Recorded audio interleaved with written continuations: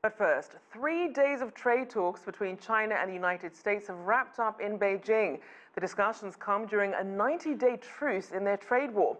Markets in Asia closed higher on news of those talks extending into a third day.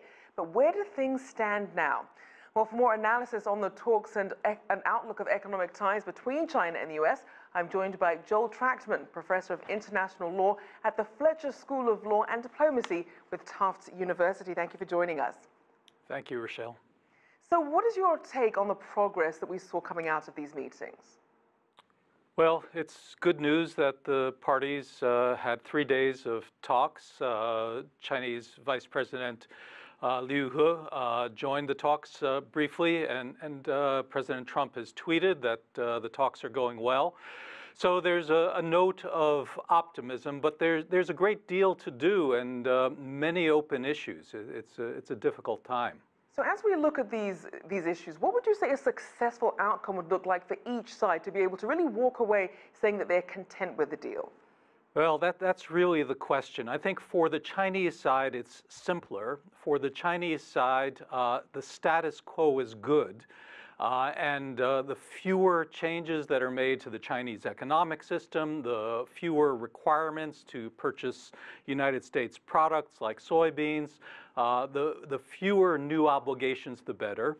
For the United States, there are two main things. One is the concern about United States intellectual property, and that brings up a number of other issues. One part of that is the sometimes informal requirement to transfer technology to a Chinese partner as a condition for United States companies to invest in China.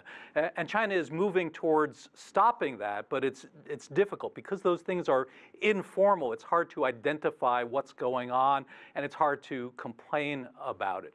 The second thing, and what President Trump is most interested in, is the bilateral deficit. And I think you'll see a lot of pressure on China to buy more things from the United States to reduce that bilateral deficit. Of course, the reason for the United States deficit has to do with monetary policy, the difference between savings and investment. Right. And so if we reduce the bilateral deficit with China, we'll see an increase in bilateral deficits elsewhere. Now, it is also important to note that it's also about what consumers want. So we may not get the right outcome just because consumers may not want what the U.S. perhaps has to sell.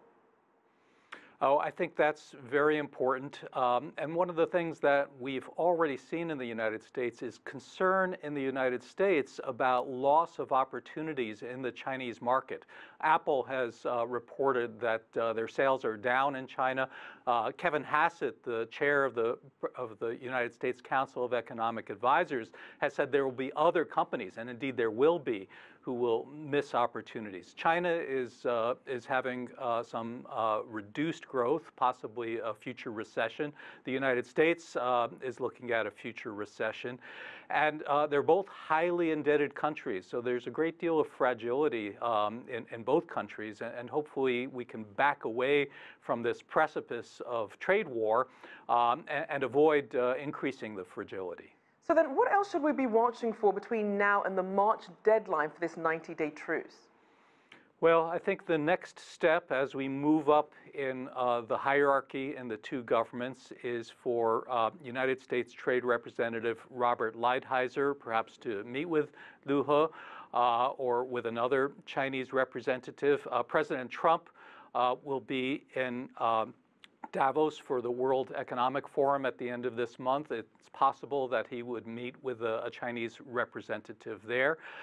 But the important thing to keep in mind is that there are many components to this transaction. It's not the kind of thing that two leaders can sit down and work out between them in a quick way. Right. So this will be a long process. So how do you see these prolonged discussions affecting the economies of both countries, especially if this isn't resolved as quickly as people are hoping? Yes, it's an important point. And I think we're going to be unable to escape the unpredictability that makes it tough for businesses to decide to invest, and for U.S. exporters to China, especially in the agricultural markets. They're seeing Brazil and other countries take some of their business, and that business will be difficult to win back. And similarly for Chinese exporters to the United States, it's an unpredictable market. They're unwilling to invest, and that reduced investment will hurt both economies. And so what about consumers as well? What can they expect in terms of fallout as we really see the repercussions of last year's tariff standoff continue?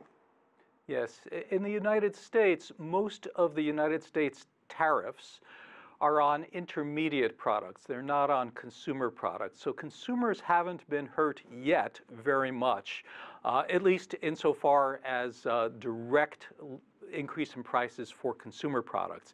If the tariff war goes further, if it escalates, we might see increased tariffs on all Chinese goods, and then United States consumers will be hurt severely. All right, thank you so much for your insights. We do appreciate it.